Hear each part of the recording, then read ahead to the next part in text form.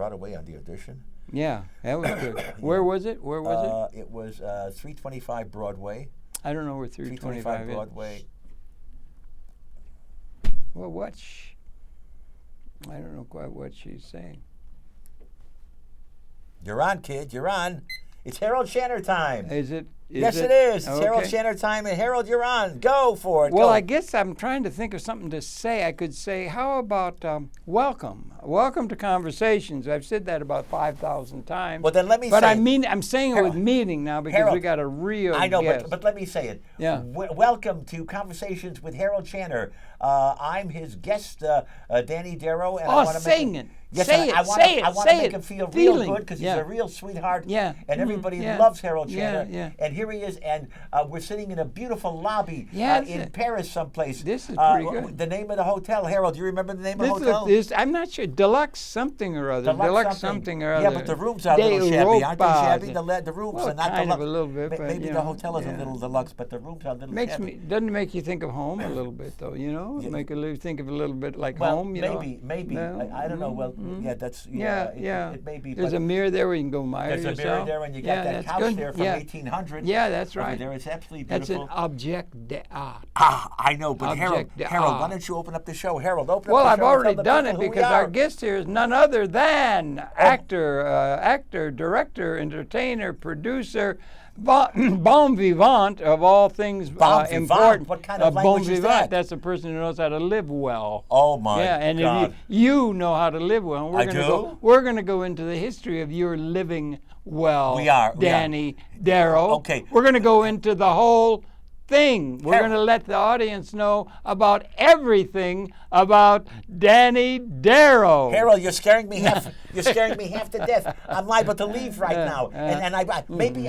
no, I'm going to sit here because the door's locked. The and we man can't get just, out of the studio. we're doing with Danny, and he just came, let's do that. We just came from an audition, another audition. How many auditions have you done? You're an actor in one part of your life. Well, in the last week, I've done only 2. No, I mean in your life. How many auditions? times? Gee, I don't know. I could have done. You would do. Could have done well over 100 auditions, 200 auditions. Did it for the film, right? Well, for films, yeah, you do. But the thing is that when you go, ladies and gentlemen, when you go to an audition, all right, and they want you for a certain part, you're not the only one that's there. No. There's maybe 100 guys that are in your age group. Yeah. And then they audition you, and they either pick you or they don't pick you, or the director picks all the major parts. Yeah. But the thing is, sometimes he has a father that's still alive, and he says, "Now listen, Dad, I want you to see these audition tapes, and I want you to try to emulate a copy. Whatever these guys do, especially this one, whether it's me or somebody else, whoever did the best reading, and I'm going to get you in, and I'm going to have you do the part in the movie. All right? Yeah. Pop, you can do it, Pop. You can definitely do it." Yeah. Well, I'll tell you, I went to one audition. The producer wanted me. He really wanted me. I fit the part and everything else. I didn't get it. And the director had his brother come in and do the part. And I asked the casting person, I said, "Listen," I talked to the producer. He wanted me to do the part. Can I get on the set and can I watch and see what goes on? Yeah. So he got me on the set, and I'm watching and seeing what the guy is.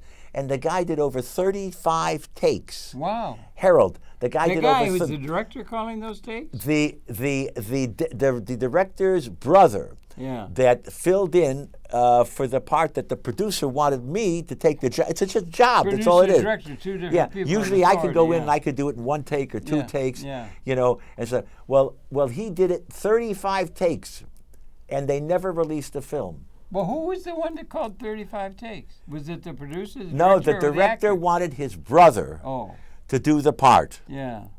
Okay, and the producer wanted me to do the part. Oh. Well, the director got his way, and he got his brother to do the part. I didn't get the job, but the producer says, "Danny, I want you to get on the set. I want you to see what's happening." Yeah. So I got on the set, and I'm watching them shoot the film. Yeah. and the guy did 35 takes. He didn't do it. He didn't do it right. They never released the film. It was a bad. It just 32 takes. 35 takes. 35, he kept on going. Never did the part right. I'll be darned. And it went in the. I don't know where it went. I never saw the movie. Where are all those lost films gone? Where do they go? They go into a bend or something. No, what they do is they could have an image of that. No. Going lost films that could have been Academy Award winners. No. Well, it's a business, man. It's strictly a business, and don't forget that the major motion picture companies have to. Sometimes they put out films to take a tax loss, because because they're doing so well, with some of these big features and so on and so forth. Sometimes they throw out these B movies. They're called B movies, and they don't do well, and they take a tax loss to offset all the profits coming in from the other one. When they do their taxes. Right. It's showbiz, right? That's show business. It's strictly show business. Exactly. And you're a showbiz guy, aren't you? Oh, I don't know. I mean, right from the beginning, you've been an actor all the way. You were doing all kinds of things out in Chicago and all that kind of stuff. I wasn't. I started out as a singer. I was a singer at the very beginning. You are a singer. He's a very good singer. You think so, Harold? Yeah. Oh, thank you, Harold. You want to go? You want to display something now? Or no, I'm not going to. Are you kidding? I'm going to display something now. Right. They could go on Amazon. I know your agent won't let you. I tried to get him to sign, and they wouldn't let you. I wouldn't let me have the rights. I mean, the hell with it, No, but they could. I listen. Talk. Harold, I started out in burlesque. I started out in vaudeville. I started out, and then I. You're one of those clowns in burlesque show. Like they used to have the Gillette. Yeah. They used to have the burlesque shows. With the burlesque shows. That was in Chicago at the Rialto and Minsky's in the early 50s, late 40s, early 50s. We still had burlesque and vaudeville in Chicago. What role was there for men in the burlesque show? It was mostly all ladies dancing around with playing with striptease. Striptease polka. Well, you also do sets. You do straight sets against the comic. You do scenes. You do all kinds of. Either you're the straight man or you're the comic. Okay. You're the comic. You're the straight man. Well, in those days, I was too young to be a comic, so I was always a straight man. Yeah. I was a straight man, and I played against the comics. And the comics. You and those just picked it up, right? Oh yeah. And I. Where did you get started? Where were you born? In Chicago. You're a Chicago guy, I'm a Chicago person. Yeah, right. Yeah. Chicago's got a lot of problems, I think. Oh, now there's violence and killings and murders and everything else. How do we account for that in Chicago? Why is there South Side and the West Side? There's all kinds of fighting going on, inordinate numbers of murders and things like that. Harold, listen, I don't know how it is. I haven't been back there for a long time. Yeah, okay. Right, yeah, I've been back to Detroit. That's where I'm from. Detroit went bankrupt and everything else. I know. And everything, but it was wonderful when I was young. It was just wonderful. It was wonderful when I was young. It was fabulous. I used to live 2 blocks away from a golf course. So after I would finish my schooling and everything else, I get home early. I would take my golf clubs and walk over to the golf course, and I would play golf. Tell us right now, without any baloney. I would use a stronger word if we weren't on television. Okay. What young man? The what? What's your handicap? My handicap? Well, I have. No, in golf, you goose. In golf. The golf? Yeah. In golf, I don't know. I also have got a question for the audience. Well, listen, I used to years ago. When you're younger, you're stronger. Yeah. And you hit the ball, and you hit the ball better and everything else. I used to be on the golf team. I used to be on the golf team in high school. I used to be on the golf team in college. And I got these golf letters. You must have been pretty good. Yeah, I was pretty good. I was all right, And then I used to caddy at a place called Tam O'Shanter, a country club where all the pros used to have their tournaments. Did you caddy? Of course I caddy. Yeah. But in those days, when you're a caddy and you walk, 18 holes of golf, they only paid you $4. Yeah. $4. So that was in the 1950s. Did you ever caddy double? Yeah, I carried double. I carried two double? Two Did bags. Did you ever carry double with one guy's got a hook and the other one's got a slice? Well, wait a minute. As far as picture it. I didn't. One guy's got the hook, One guy's got the sledge. Yeah. You got a 40-pound bag on each shoulder. On each shoulder. And it's about 96 degrees with 93% humidity. Yeah, I know. It was terrible. It was awful, but I was a strong kid. Oh, right. And we all did it, and we all knew every blade of grass on that golf course in that country club. Okay? Yeah. So they used to give us, at the end, they used to give us $4, $8. But he used to give us a tip. They used to give us $10. It was a fancy schmancy golf course. And then caddy day was Mondays. So all the caddies used to play golf for free. And then we used to play cards in the tent. There was a big tent out there. Right. So we used to play cards all the time and everything else. But it was a beautiful time in the late 40s, early 50s. It was a gorgeous time. Yeah. And then things have changed. They have changed a great deal. Yeah. Apropos of which, on the golf thing, we have a president now that's worthy of taking into account. He's really going through a lot of different things, shaking things up and everything. And one of the things, he's got these golf courses all over the world and everything, and he's got these golf courses. But if you want to, do you know what the man? And people, he's a little overweight. He looks like some of the guys that used to hang out in the 19th hole or something. He doesn't look like a trim. You're very trim. Well, you're very athletically. He doesn't look athletic. But do you know, or do you in the audience know what the man's handicap is? I don't know what it is. What do you think? What do you think his handicap? I would say explain to the audience. I would say he's got about an 8 handicap. You would say 8? Well, okay. Yeah, I don't know if he's got more than an 8. There are a lot of people out there, old duffers, who would just be getting up to 40 over par. But he's got a beautiful swing. Yeah. He's got a beautiful golf swing. I don't know. He's got a 3 handicap. He's got a 3? He's a good golfer. Sure he is, because he 3 to 4. You know why? You know why he's got that? Good at it. Because he doesn't have to pay a green fee true. When he goes, okay? And anybody that goes to his golf course, okay, they got to pay $5,000 to play golf. $5,000. When I used to play golf, it used to be a quarter. It used to be 25 cents. Yeah. See, but not $5,000. You can go on a public fee course, and you can pay $15 or $20 to play 18 holes of golf. But on Donald Trump's golf course, it's $5,000. And if he doesn't like you, and if you look at him the wrong way, he's going to tell you, leave and don't come back to my club. And he's going to include you in one of those funny little tweets. That's right. It's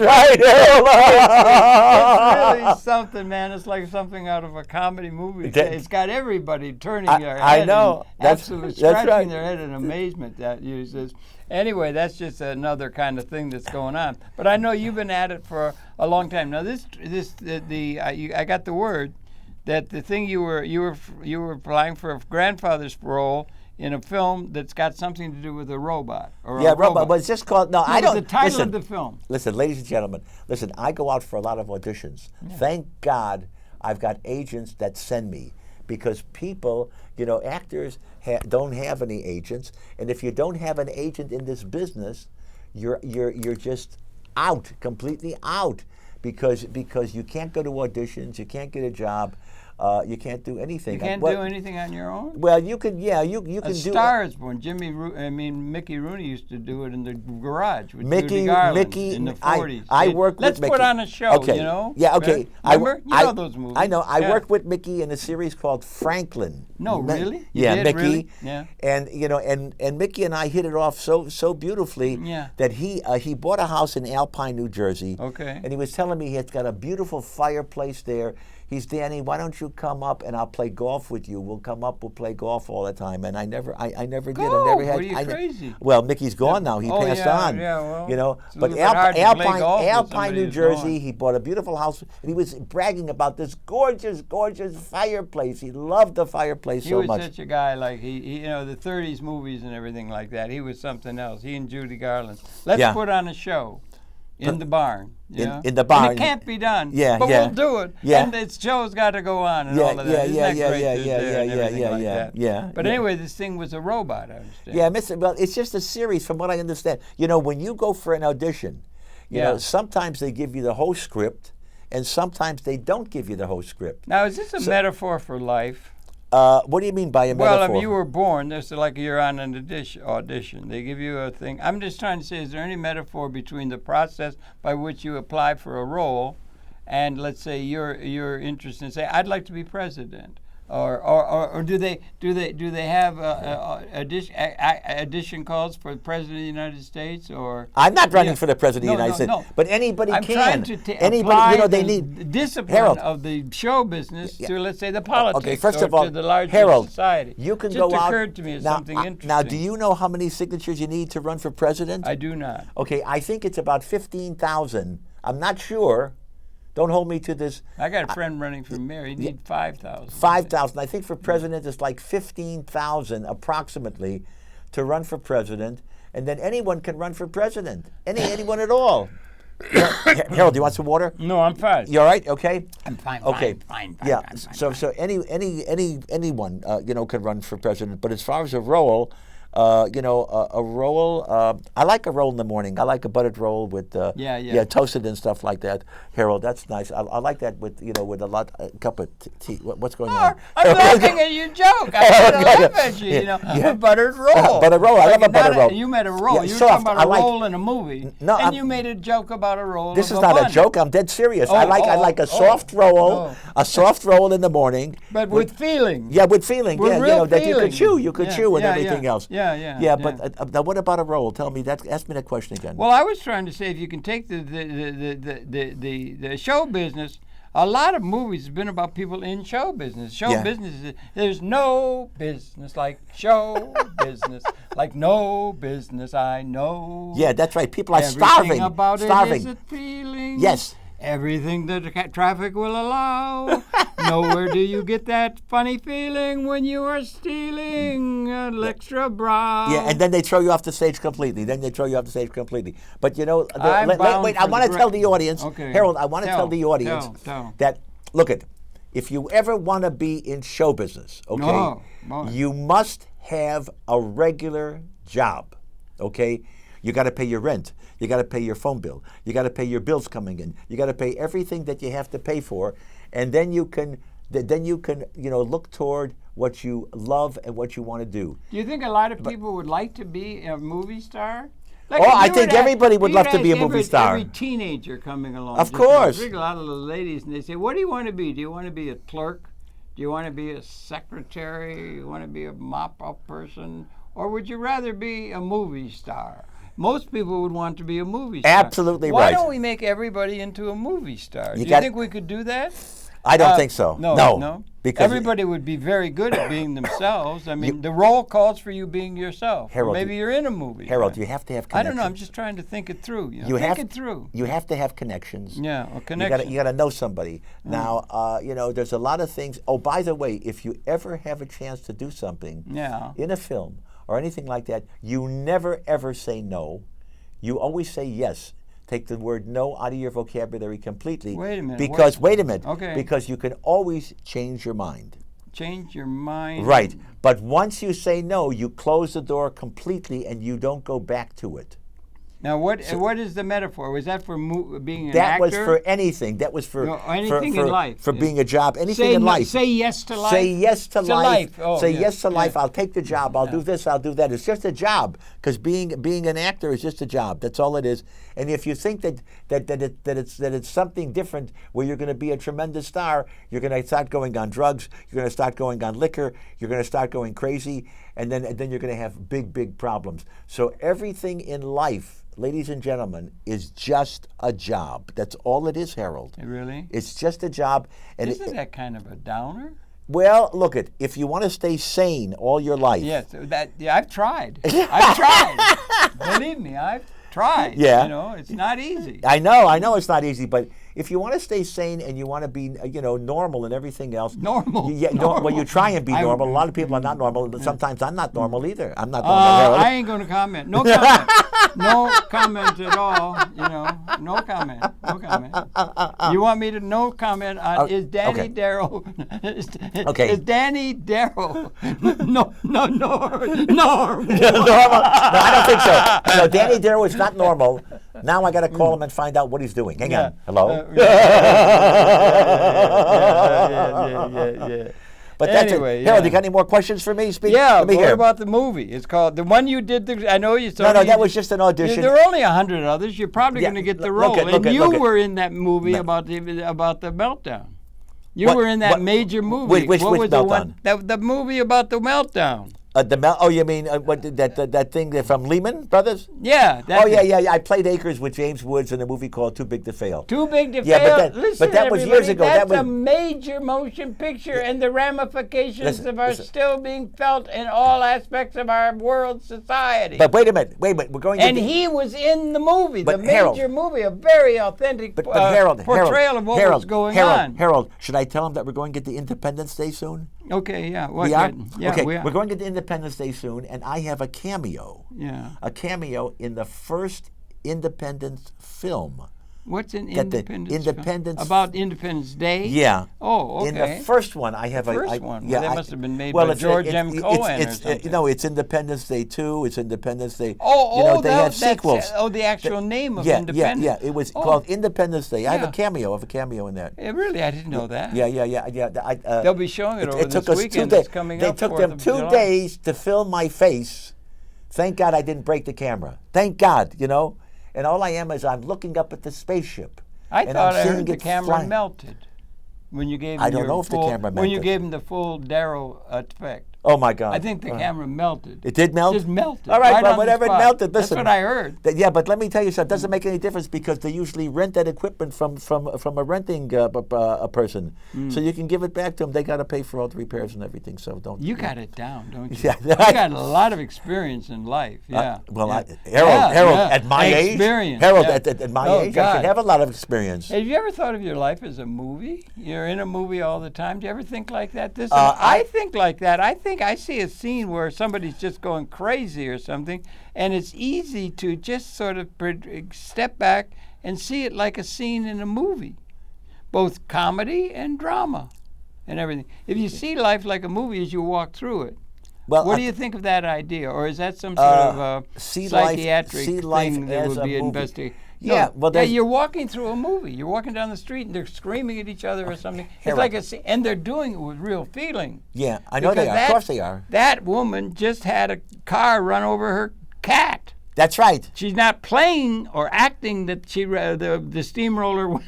I know, and over her cat. Harold, and losing that cat. Yes, that was a real cat she loved. And when she's got tears that are real. They're not fake. Harold. Acting is fake. It's not fake, but losing that cat is worse than losing a relative. Well, I don't know. It depends on the relative, doesn't it? And the cat, yeah. Because you sleep with that cat all the time. You know what I'm saying? Life is more interesting that they can come up with in the movies. They come up with themes and everything in the movies. Don't you think life is more interesting than that? Or as you walk through the world, you experience life. Harold, do you ever do that? Do you ever have that sort of change thing and you see everything like a movie? Like a movie. Well, if there's wild animals in the forest over there and they want to jump out and they want to eat you and kill you, right? I wouldn't go there. No, I wouldn't either. All right, okay. No. Harold, speaking about I wouldn't go there. Anything at all. I want to get to your life because we talked enough about me. Now, what about your life? Let's hear about your life from the time that you grew up and everything else. Harold. Well, it's a life. I was. Privileged, I guess, because I had a wonderful family setting and all that. You were lucky. I didn't have. Oh, it was wonderful. Yeah. Yeah. Well, tell us more. Well, it was just I had two older. I was from Detroit, born in '35. So at the end of the war, I was 10, and that was the big war that America won, and everything, and all of winning the war. All production in the economy, practically, or a hell of a lot of it, was done in Detroit. The cars because they were not the cars, tanks and airplanes and submarines and all that kind of stuff. And which company did it? Did Chrysler build all that? They're all kinds Ford, of Chrysler, Ford. Yeah. Ford. My grandmother, Mr. Ford. Okay. When he was about 8 years old. Yeah. Used to tinker in my grandmother's garage. Before he became Ford, there was to build a big industry about automobiles. Really? That was Detroit was where everything, the Mesabi Range was there. Detroit was the center of the economy. Right. It was the richest city in the country. At 1945. Wow. And I'm 10 years old being brought into that. So it was gorgeous. That was after the war. After the war. Sure, because everything the economy started getting a lot better then, didn't it? Yeah, but it was centered a lot on Detroit. Yeah. Because there was the industry to be built. built, and the cars, and everybody had to build roads and all the kinds that were done. That's right. So it was just a really great time. You know? Yeah, And I had two best sisters in the world, and I had the best mother ever. Okay. And my dad was really good. He was a lawyer. It was a lawyer, your Yeah, father. he was in the class of 26 at Ann Arbor. And Yeah. And Bert Speak, the two people from the Bobby Franks trial, I think, were in his class Yeah. at Ann Arbor of 26. Yeah. 1926. Okay. And what type of practice did your dad have? Well, I'm not even sure, to tell you the truth. He died when I was only 13. Oh, my. He was only 48. That was the Wow. average age. Oh, No, that was the average Harold. age for a male. The average age, you can look it up, Yeah. was in 1948. Who was of that was 48. Yeah, because If they were born in 1900. Yeah. Now it's about 78. Yeah, because so we've gained a lot of time in terms of lifespan. Yeah, because my dad died, And he was medicine. 57. He was 57 when he... All right, so tell us about your mother. Tell us about your sister. Best mother in the history of the universe. And what did I your mean, mom do? What did she do? Well, she was I think, from some old. I'm a wasp. Yeah. White Anglo-Saxon. A fly? I need a fly swatter. Wait, hold it. I get a fly swatter. Okay, yes, that's all right. Oh, but white you, Anglo-Saxon. darling, you look beautiful. You look white beautiful, Harold. a white Anglo-Saxon Protestant male heterosexual. I don't have a chance. You don't have a chance. Because it was the English who built the first empire that everybody's complaining with the state of the world. Yeah. So England's to blame, and that's the one that everybody's against. And I have an English background. All right. A WASP. Yeah. background. All right. Okay. And my grandmother, my daddy's mother, was the first woman ever to graduate from the University of Michigan Medical College in 1888. She broke the glass ceiling for the ladies in medicine. Wonderful. She broke the glass ceiling for them. Oh, isn't that fabulous? And on top of all that, out of John Steinbeck's and all the suffering, Yeah. God, what a horrible time the 30s were. Yeah, yeah. With the Depression, the Great Depression. That's why I'm so proud of you in that film. Well, I know, about but I was 2008. That's still, the reckoning with 2008 is still resonating in the world today. And you're in the movie that's the best depiction of what actually happened. Yeah, but Harold, that's a major role. That's not just some little flimsy thing that you got, a little flimsy throwaway line. No, I know. No, but Harold, I was You born. had lines, too. Yeah, of course. Yeah. But I was born in 1937. No, well, I 37. I So- got a lot more wisdom on you. I was born Well, in 35. because You're you got just a 2 kid. years on me, You're for just a God's kid. sakes. Yeah, you're just a kid. I Yeah. was a baby, that's right. Gotta, yeah. But we're still babies. You and I are still babies. But at your age, you're a baby, and I'm at my age, and I'm a baby. Well, And- I'm back again to the idea about seeing life as a movie. I think there's something to be said for that. I see, like, you go on a subway and the people are just going through all kinds of stuff. And New York's a hell of a town, I think. Harold, Yeah. when I came here today I to think do New this York's show, wonderful, yeah. I was on the subway. I was sweating. I was perspiring. You had been to the audition, right? Yeah. I just came in, come back from another. Did it go okay? How'd it go? film. It was all right, but who knows? Do you have to slip them something? Or something? No, don't have to slip anything. You just have to say I thank don't know you how very it much works, and run out like crazy Yeah. because the people that audition you are not the people that pick the parts. Who picks? The director, the director So you'll always get picks if the you parts. got a chance for a role in that, you'll be called back for another thing. Yeah, Is that if it? I That have wa- a Kaiser roll Yeah, with a lot 100. of butter on it, Yeah, I'll be called back. And But it- but they usually pick you right away. Either the auditions that I go on, either the next day that the agent calls and says, "All right, Danny, you're booked," and I says, "Oh, good, wonderful, okay, fine, so we got a job, okay." And if they don't call back the next day or so, then they gave it to somebody else, and that's how it works. I mean, listen, Is that the metaphor for life? that's the normal. No, that's for the life. norm. A guy's got a job at the corner grocery store. He got a doesn't have to job. audition for it. Wait, You go maybe into he does. You go to the store and Maybe they're he- talking about the chicken already or something. And I mean, there's scenes that are absolutely. What do you mean the chicken? You're Well, talking no, about the chickens that I used to. I'm talking about seeing life as a movie. Oh, I actually get into a different head. All right. And there's they're fighting over the chicken or something, The or everyday life Harold. is just so good, and they're all Academy Award performances being themselves. Harold. Do you understand what I'm saying? I know, but do you understand? Yes, Danny? I understand. Okay. But did you know that I used to deliver chickens for Mr. Perlman? Not really. Yes, I used to. When I was a Isn't that kid, an oddity? since you brought We this up, rehearsed that one good, didn't I we? know We we did. It was rehearsed that fabulous. good. It took us 5 Absolutely minutes right. to get it Listen, down. I used to, ladies and gentlemen, I used to deliver chickens for Mr. Perlman. Yeah. when I was a kid, and I didn't have a bicycle, so I had to sell newspapers, and I sold newspapers to get the people get subscriptions and stuff like that. And you get certain subscriptions, then they give you a bicycle. Did you have to go on the bicycle and throw the papers up on the porch? Well, yeah. Then I had to do that, and I did that. Detroit. But then I got the bicycle, and I got a job delivering kosher chickens to Mr. Perlman. Yeah. And Mr. Perlman always, the chickens, he always would take the chickens and he would wrap the chickens in newspaper all the time. Yeah. And I would have to deliver the chickens to all the women. And I used to deliver the chickens to one woman I delivered the chicken to. She unwrapped the chicken, she opened it up, and she held the chicken up like this, and she smelled the chicken under the arm, or this arm. She smelled the chicken under the other arm. Under the wing. And then she spread the legs of the chicken, and she smelled the chicken under there. And she says, "Kid," she says, "this chicken stinks." And I says, "Lady," I says, "Can you pass a test like this?"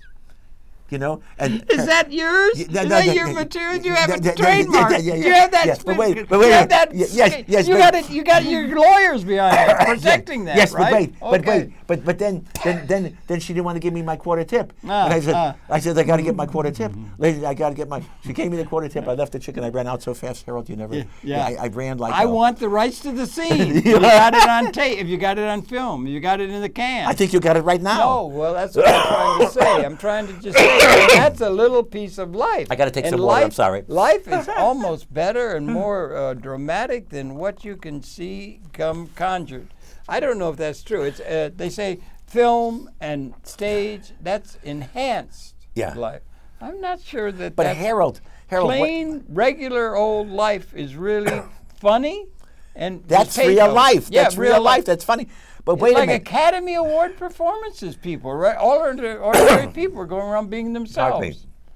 Harold, they're really good at being themselves. I know. Everybody should feel good about being themselves, don't you think? You're right. Would that be a goal for humanity? Harold, if listen. everybody felt good about being themselves. Harold, the most important thing enough people don't feel that way, I think. Well, I'll tell you, if you want to feel good, try to be an No, everybody should. Wait a minute. But you've got to be an extrovert. You can't be an introvert. No, you can be an introvert. Because, people walk around. Wait a minute. If somebody and they hide wants to be. They hide all their feelings. But if they want to be, that's what they want to be. They could also be that. There's a role for that. There's a role for all kinds of roles in life. There's a role for all kinds of roles with butter. in life. With butter. No. Roll with butter. I love it. I love it. It's great. Yeah. Kaiser, soft and everything. Yeah. But Harold, we're talking about your life, Harold. Oh, well, I don't know what else to tell you. Now, we left off. There was a lady in my life who came. We had a house. We were middle class and everything. And it was a privileged upbringing. I swear to God, it was. When I think, I guess everybody thinks it was just wonderful. But there were a lot of people. Yeah. You know that film you did about 2008? There's still to be an answering for that. We're still suffering from all the nonsense that happened in the film, depicted best in the film with Darrow as having a role. A soft one, with butter. Shush, no, that's enough. That's 5 times you're going to kill it. I'm going to kill it. Okay. You can overdo it. Harold, let's talk about you without the role. They had a lot of people. They had John Steinbeck writing On the Road and all that, and people were desperate. It was awful. We had a lady who came to be in our house. She was like on the road. There were a lot of people just didn't, it was the Depression in the 30s was worse even than now or anything. Yeah, right? well, people It was terrible, really terrible. That's right. And she came to be in our house. Yeah. And I had 2 of the best sisters. They were older sisters. They're perfect older sisters. You know what I mean? Yeah. And then my dad, he died and everything. So she came to be in the house. So she was like a live-in. A live-in? Is that what you call it? She was like one of the family. Yeah. She would cook and take care of us and everything. I had the same But she was one of the family. Like Hazel. Wonderful. There's a comedy thing about Hazel. Hazel. Who was there, and she was like one of the family. Yeah, Harold. And she was a great thing. It was like perfect. Yeah. Perfect. Yeah. She taught me a lot of interesting things. Which is wonderful. When I was like 8 years old or something. But she spoke English. Of course. Good, no, okay. Not Yiddish, no, English. English, yeah. good. She was from Missouri, and people were on the road, and it was terrible. But she was just wonderful and and she taught me a lot. That was she wonderful. She taught me when I was 8 years old how to shoot craps. Shoot craps. Interesting, necessary stuff, and how to read the racing form. She taught me all that. She was a gambler. Well, she knew how to. Yeah, it was perfect. Do you understand what I'm saying? It's a perfect scene because she was teaching me all this stuff. All the wrong things. She taught you the wrong things. No, but she was shooting just, craps and read the racing form. Yeah, well, it was mathematics. You're learning mathematics. Harold. And everything. And how old were you then? Yeah, well, I'd be about 8 or something. 8 years old shooting craps. Yeah, your mother doesn't want to do that. You were a wild kid. That kind of a person is the one who teaches you that kind of stuff that you got to learn. Harold, that's terrible. She taught me a number of things, and one of the she taught me about my Lucy Sprunk Channer, my grandmother, who broke the glass ceiling for the women by becoming the first medical doctor from the 1888. Okay. From the School of Medicine at the University of Michigan, this great breaker of the glass ceiling. She died when I was only 5. I didn't remember her hardly at all. Yeah. But she was a great heroine. Yeah, wow. Somebody that people could look up to, you know, that really came forth and made a mark rather than just be allowing all the male nonsense to run over everything. The women have to get liberated and everything like that. And but where did she learn how to shoot craps? She just knew how to do a lot of things. She was very perfect. My mother was a perfect mother, and she was a perfect person who gave me... A crap shooter. Yes. And wow. Right. And read the racing form. And the racing form. The fifths of a second. And gambling. Where did she get her money to do all this? She didn't.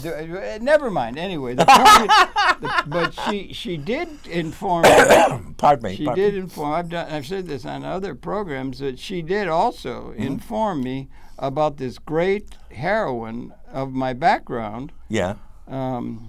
Lucy Sprunk Channer, the breaker of the glass ceiling to make way for all the women to become in medical science and have a real important life and all that. Yeah. She was a real a pace setter. You know what I mean? A pace. Some people get out ahead and they really do make a major contribution. Yeah.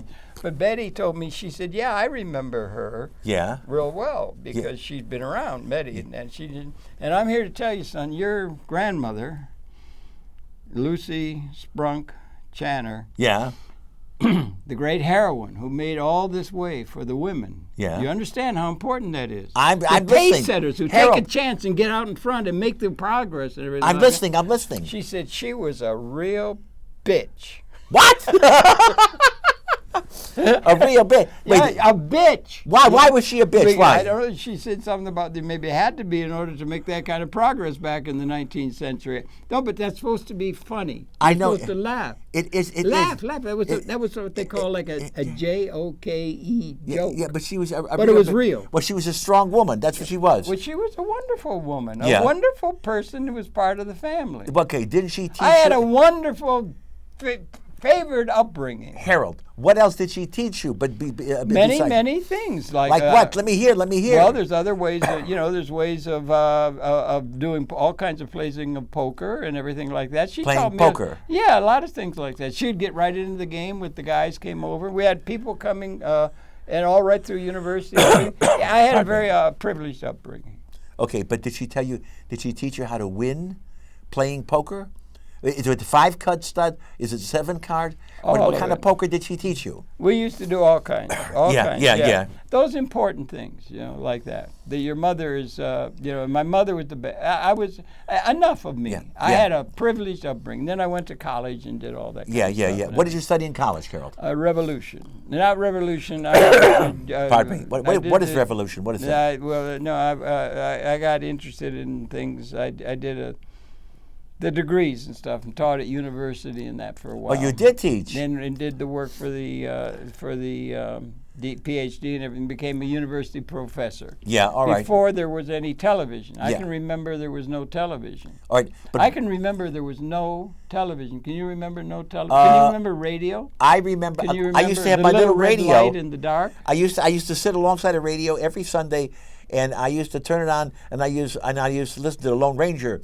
I used to listen to Batman. Hi-ho, Silver! Yeah, the Lone Ranger. I used to listen to... And his trusty Indian companion, Tonto. Yes, Tonto. Yes. Yeah, and also The Shadow. the shadow do. Yeah, that's right. Yeah, what You evil? got it. Yeah, You wait, got it. You what remember. evil lurks In the hearts of men? Yeah. The shadow do. And the Yeah, shadow yeah. does. The shadow do. Turn out your lights. Yeah. Turn them out.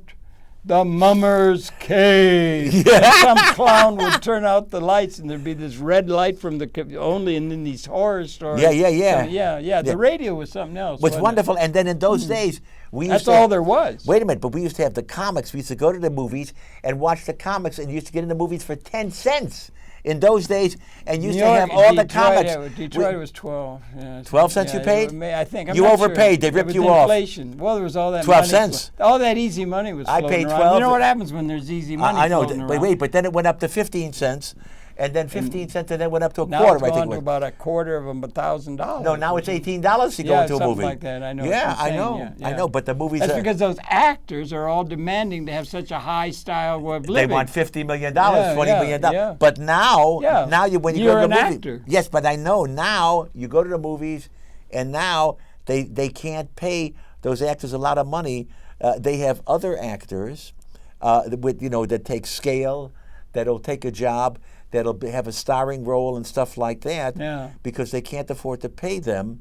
And and they become stars. There's the turnover now is very, very great. Everybody wants to be a star, don't they? Well, they want to be a star. I mean, the youth. They all want to be a star. They all want to wanna be a star, but it's not being a movie star. star. It's getting a job in the movies. Nah. Because listen, I want to tell you something. Yeah, but that's not there for very many people, is it? It never has. For the lights and all the people on Broadway First of all, have broken hearts that were not accepted as the star the of Great the show. White Way. Yeah, the Great White Way is paved with broken hearts. With broken something. hearts and stuff like that. Yeah. Sure, because you got to have a connection. You have to. They're not real. Well, And also actors are not being real. They're lying.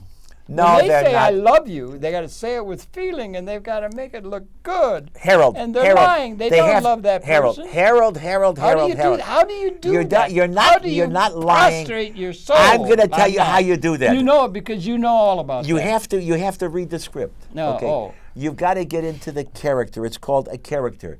And what you have to do is you read the script and you see what the character is. Then you sit down with a pencil and a paper. Pardon me. And you write out from the time you were born to the time that you're alive about this character. And then you believe that you are this character, and you stick it. I think there's a lot of psychiatrists. Of course, no, that's Stanislavski. That's all different. This is like a method. Method. Okay. Yeah. And then you believe that. Okay, you believe that you're the character, and then when you do the lines, you pull in from the past. What you believe that you lived. Reach down into your soul. Yeah, you lived your part because you wrote this part about this character. Yeah. You have to believe that you're that character, and You that's have to how lie. It's not a lie, You didn't Harold. have that experience. Harold, it's not a lie. You did not have that experience. You have to conjure it. No, you take it Or is from. that creative? You take That's it from your creative? true life experiences. Oh. You have to pull from your true life experiences, and the more true life experience you have, the better an actor you're going to be. True life experiences. You can have true life experiences walking through the streets of New York. I swear to God. Well, wait, no. Well, you've done a lot of other things, Harold. You've done a lot of other things. So you pull from those pieces of life. And they're all parts of a movie. And then you take it and you mesh it in to the life of the character, and you believe that you're that character. And when you say the lines, when you say those lines, in your mind, the aura of those lines come out as your character, as your background, as what you believe. Sounds like therapy. It is therapy. Yeah, therapy. Yeah. That's what it is. Like it's therapy. I know. Yeah. I know. Hey, Harold, did lunatics. did you ever go to a shrink? Well, I don't want to say. Yeah, I had that. Pardon me. I did. I've done a lot of programs with some of the leading psychiatrists and Did psychologists. they ever tell you, Harold? You're a very sick man, Harold, and you have to come in for some sessions. Well, they're looking for that because that's what they're looking for. Because they have to make a living. living. If you're a germ seeker, you'll look for germs. But Harold, did they ever tell you that? I'm not sure if they did or not. To say goodbye to your viewers, I want to put a credit roll. they want to show. Okay. Okay, Harold. I We want got to close. We got to We close. got to close. All right, Harold. My first wife. My first wife. When I married her, after I got married, she told me that she was going to a shrink for 25 years. Yeah. And then after we got married, she says, you're sick. You have to go to a shrink, but not the same shrink that I go to. You got to go to your own shrink. So I went to the shrink. I went to Dr. George. And I said, all right, Dr. George, tell me what I'm doing wrong in my life. Tell me how I can improve my business. And he sat there for a half hour. I paid him $60. He taught me nothing. I said, all right, I'm going to give you one more chance, Dr. George. I went back another time, and he sat there again. I said, how do I improve my life? How do I improve my business? He taught me absolutely nothing. I said, Dr. George, I said, you must be a wonderful man.